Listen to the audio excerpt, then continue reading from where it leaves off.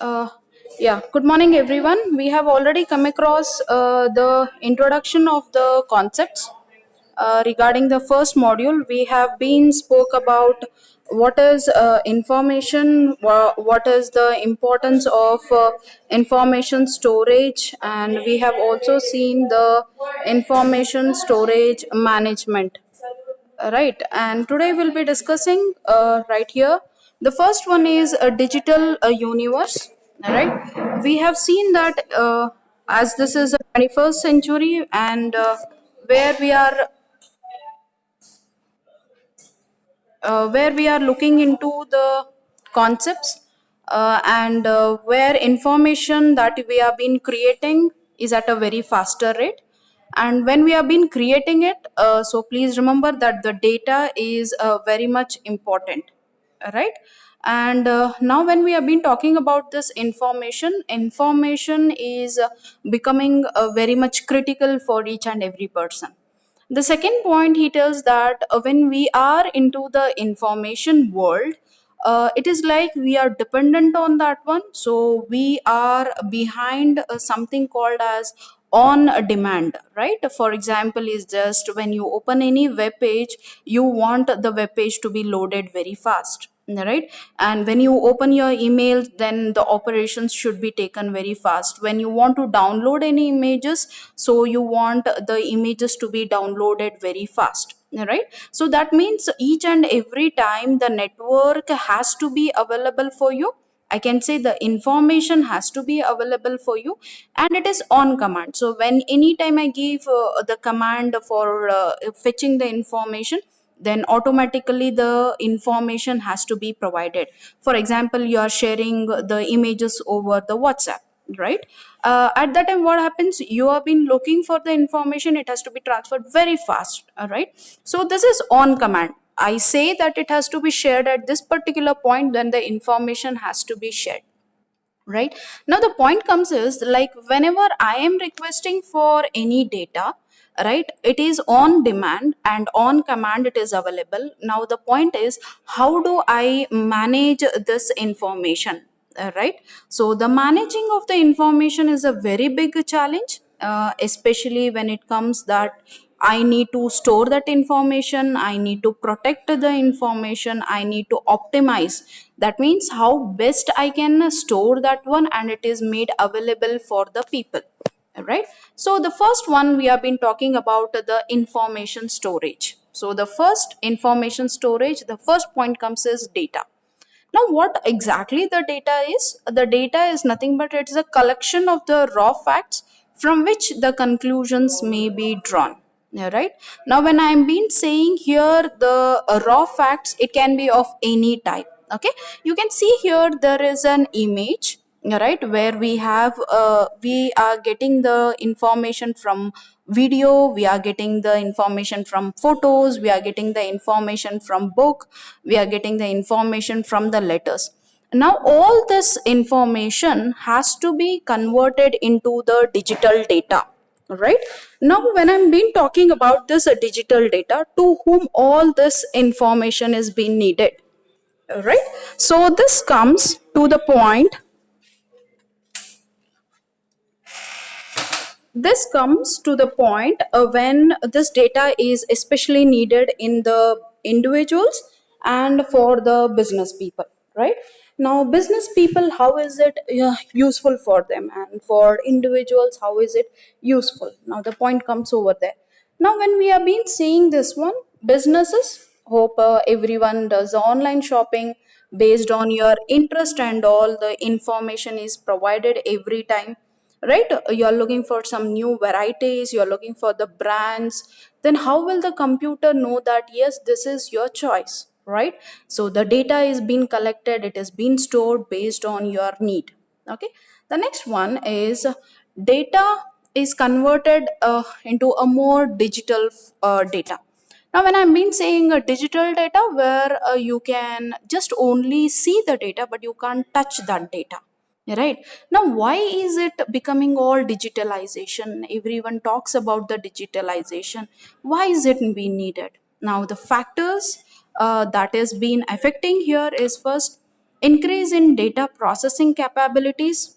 Okay, so what does the this increasing data capability means is, you can see that you can convert the data available, either it is in a hard copy or it is in terms of books or it is in the images. You can convert it to the any form that you want it, right? So the processing capabilities is increasing day by day, right? You might have seen first only the files used to be shared through the emails itself, but now you can share it through your WhatsApp, you can share it through your instas, you can share your videos, everything, right?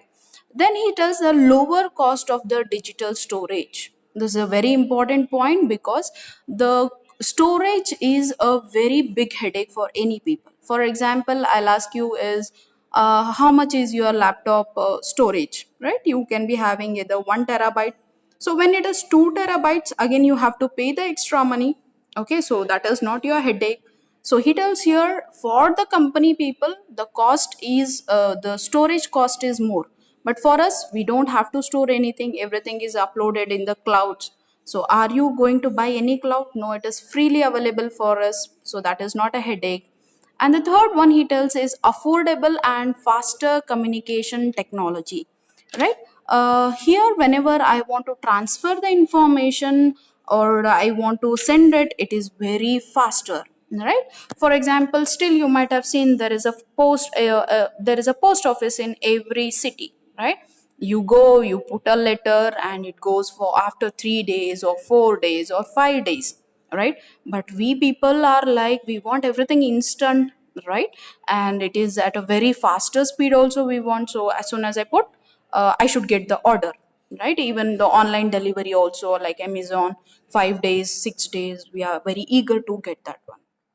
So this is what is a problem. The next one, so here the digital data we can transfer very faster. The emails, it can be there, or it can be there any sort of a data files, it can be there, the sharing of the your textbook, online textbooks nowadays you have been getting. So everything is very fast. Then he tells the last factor why we have to go for the information storage is proliferation of applications and smart devices. So you might be knowing that every day we are getting the new applications to share the information, right? We are having a share it, we have been having Bluetooth devices, we are having email, we have so many devices with so many applications so that we can transfer the data at a very higher speed, right? Now when I'm been talking about these data, like what exactly the data is being there, now you can check that we get a customer data where you will be having the order details, shipping details, purchase history. So based on that one, what they do is you're ordering more, you're what is that you're looking for more. Then what he does, he gives you a 50% off, right? It is not given to everyone. And you'll be having a cashback. What is all this one is based on your interest, this is the amount you are getting back, right? So this all data whatever you have been doing, so even in the product it is being there, in medical data is there, seismic data is there. So this all data they are going to store it. Based on this one, they are going to predict what is going to happen in the future, right? Okay, then the moving the next one is the types of the data. So when he's saying that, I have just spoke that there are data, right? It's a raw data we have been saying. Again in this one, what is this types of the data, right? Here we can say that it is categorized as a structured data and unstructured data, right? What is meaning of a structured data? So I can say a structured data is the one where we can arrange it in a very systematic manner. So I have a rows, I have a columns, I'm having a primary key for that one. Okay, I think when I'm been talking about the primary key, it is all in the database management system, right? So you're arranging your data in a very systematic manner, so that is called as a structured data. When I've been talking about the unstructured data, then what does this unstructured mean, right? Unstructured is not having any proper what you say format, right? When I take the images, right? Is there any image like a format image? No, right? You will be having sometimes an image with 20 MB, and sometimes you will be having with only 20 KB, right? There is different. Even the forms, nowadays you have been getting Google Forms. So even that is also unstructured data. Is there any common format for that forms? Like first should be an email, second should be your name? No, it is a changes has been there. You are having a variety of the questions in that one, right? Even related to your medicals also, the heartbeats what you have been having, right? Heartbeat rates, pulses is being maintained, your BPs are being taken off, your tablets that are being taken by your parents, right? That is also being stored in the medical inventories, right? That is also unstructured data. Then you go for your web pages, you give some random search, irrespective of whether that spelling is correct or it is incorrect, you're not being bothered about that one. But still you go that one, so that is also unstructured data, right? So in this one we have been looking at that one. Then when I'm been having this huge data, right, I am been having a structured data, I'm having a unstructured data, then what is this? Can I say just it as a data, or can I give some any other name for that one? Yes, the third terminology what they are using is called as a big data, right? You have the same data, but their sizes, when I'm been talking, it is in a very huge manner. I can't even put it for the tools also, right? If you now see that your mobile is having a 64 GB of the storage, right? Now when I want to fit some extra data into this one, then it is not possible to take, it is not able to process at the speed of the laptop. That shows that there is a difference in the processing, right? That means this is taking a lesser information, but whereas your laptop is able to process at a very higher speed. The same way, even if you take the supercomputers, it is going to take a huge amount of a data, right? If you see the what is that, the calculations in terms of the asteroid coming to earth, the launching of the satellites and all, it is not only just one or two minute data. There will be a huge, in the sense, a huge amount, and it is all in terms of your floating point numbers, right? So it will be in terms of 10 to the power of 39, 49, 59, sometimes it may go to 100 also, right?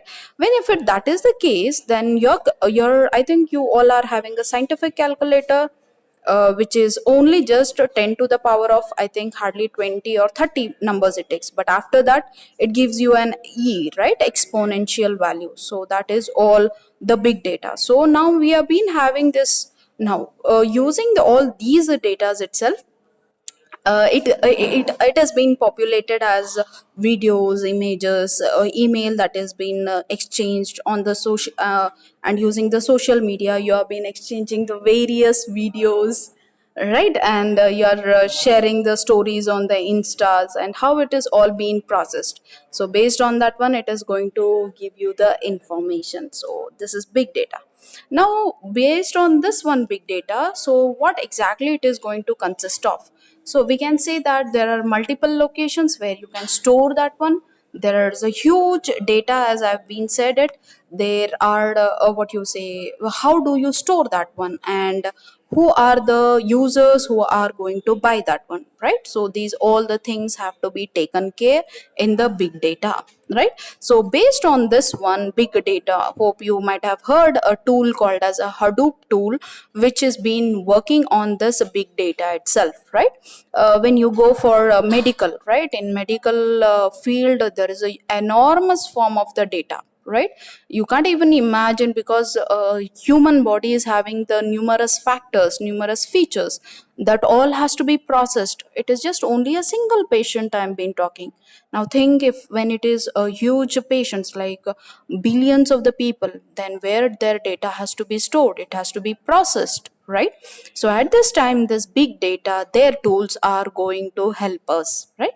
Okay, then you can see that this is a diagram, right, where we have been having the various devices. If you can see that one, we are having what is that, data devices we are having the cell phone, we are having the GPS, we have a iPad, then we are having the ebook, we get the video games, we have cable box, we have ATMs, then we have credit cards, right? And then we have been using the computers, video surveillance and medical images, right? So these all information you can check that it has to be processed, and whenever it has been there we are having a different people in between, like we have government, we have got laws, we have employments, right? Then the what is that, the financials are being there, there are advertising sectors, then how they are being managed and all, right? So this all information has to be collected and it has to be transferred, right? Okay, then moving on to the next one, that is related to information. So when we have been talking about the information, he states it as the intelligence and the knowledge derived from the data. Okay, so data you have, which we call it as a raw data, it's just a fact, and from that one we are trying to get the information, and he tells that information to be as intelligent and knowledgeable, right? Now when I say intelligent and knowledgeable, that means we are trying to get some information from each and every individual, right? Now for example, the best example I say is your online, right? In the online, whenever you make the purchases and there pumps up, there is a pop-up of a window stating that when you are going to buy this product there is a cashback for you, right? It doesn't comes for each and every person, please remember that one, right? That means they are asking you to make more and more shopping, right? So this is being understood, and then when you put the search also, then there are the products being given, so you set the prices high to low, low to high. So based on that one they are going to identify what exactly you needed, right? On that one they are going to push the products. Okay, this is a new product, it has been come, they'll give you the notifications, right? So this is how the information, the data you have been provided through the online shopping, from this the information is being extracted, right? Okay, the next one is related to the storage. Now when I'm been talking about the storage, there is a huge data, right? Then how do I store this data? So hope if you remember, before we get these all digital sorry these smartphones, we had very small phone where we couldn't take the pictures also. For that purpose, everyone, if you ask your dad or your brother, they had a digital camera, so which was stated as digicam, right? That was very much famous.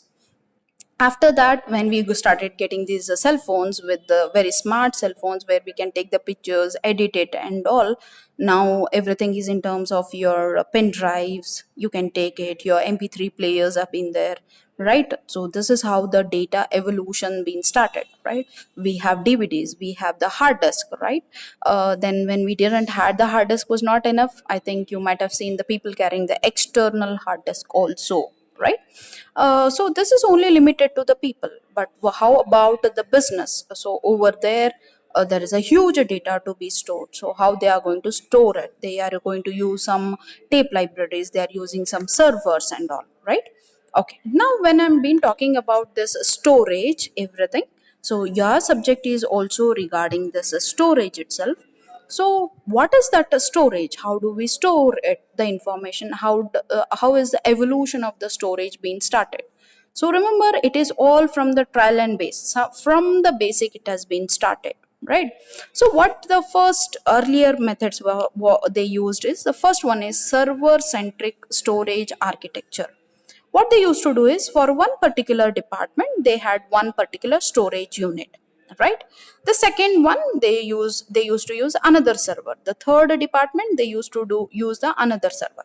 Right now, as you can see in this image we have been having over here, then the point was that when they have been using this one, they had some problems. Now what are those problems? Now you can see, the department is only one, but when there is a huge data, one server may not be enough, right?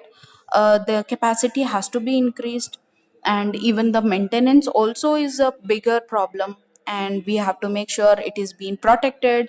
It has to be made properly arranged whenever we need the data. Right. Now the point is that okay, from CS department we are having one server which is maintaining all the data. Now let us assume that the CS information whatever we had, and now it is being asked by the computer E&C people.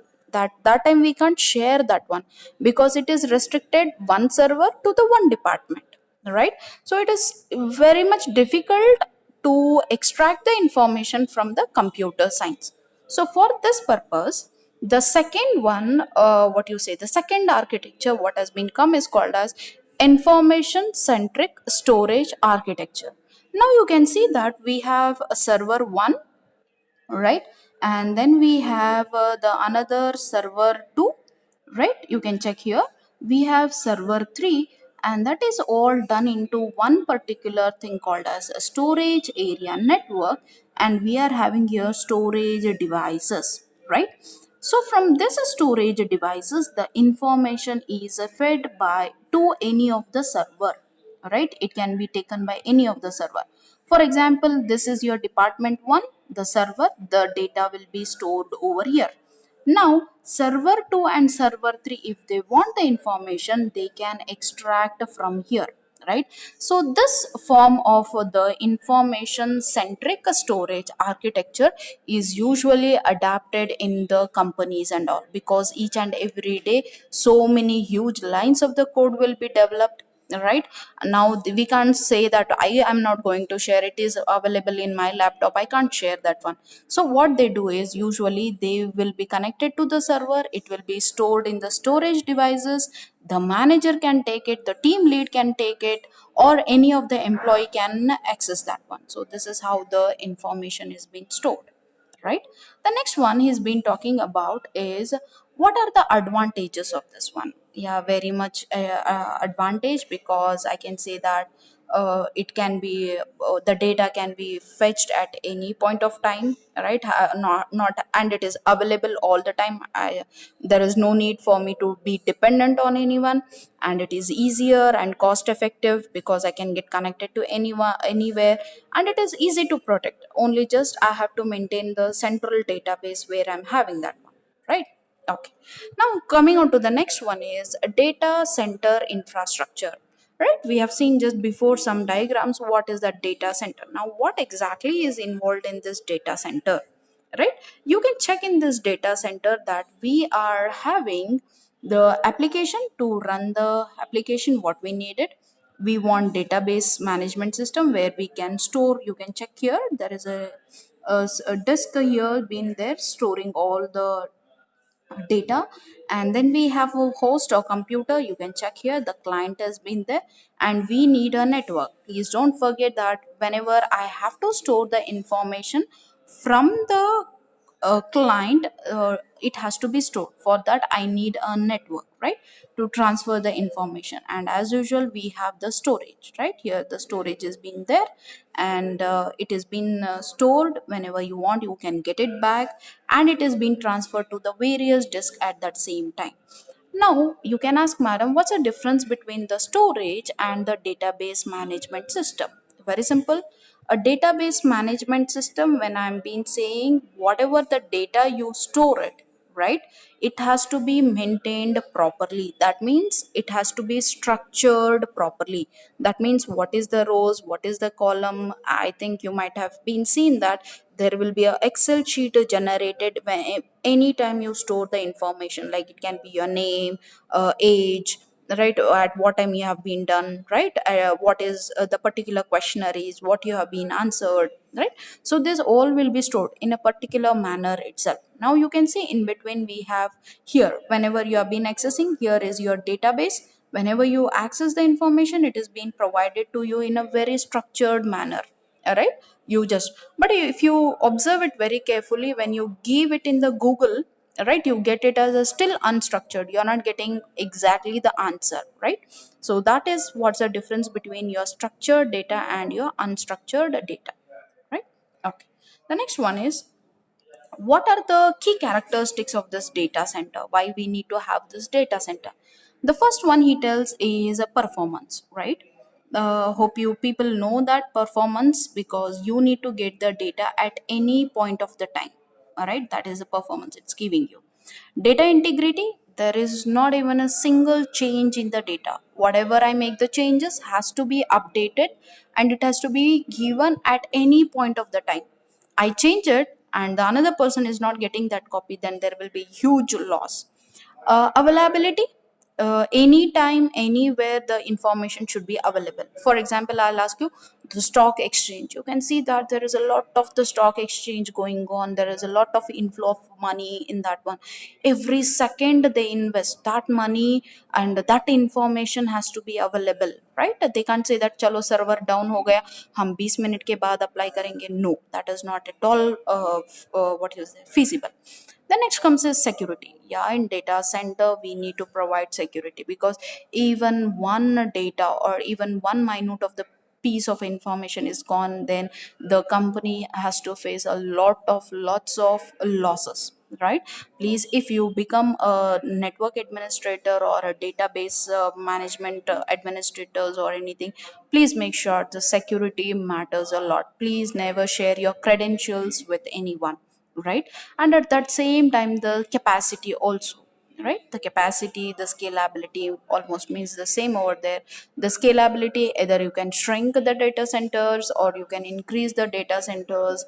Now you can see that the Amazon is giving up the lots of the services so that the information is provided very soon, right? First you used to have the products to be delivered like 6 days or 7 days, but no, not that is not no more happening. Now within 2 days you get your informations, right? So this is how they have been increasing the what is that, the information through the data centers, right? The next one is how best we can manage a data center. The first one is you need to monitor it. Please make sure you look into that every day, what all the necessary things are there. If there is any minute problem also, you should report that one. And make sure you provision is in the sense is nothing but you make sure that whatever the what is it, privileges have to be provided, make sure you make those changes in that one, you run that one. And you have to make sure it has been able to provide all the services, right? You might have seen sometimes your mobile will hang up or your server will be hanged, but still yet it will be able to give you all the services, right? You have been doing online shopping, you have done almost, you are about to pay, make the payment, right? At that time the system crashes, but once you regain that one, from that point only it has to start, right? That is called as a reliability and availability. That means all your process will not be, whatever the efforts you have been put, it will not be wasted, right? So this is all about your first chapter. All right, so in the next class we'll be looking into the virtualization and cloud computing. Okay, so any doubts in this one up to this point?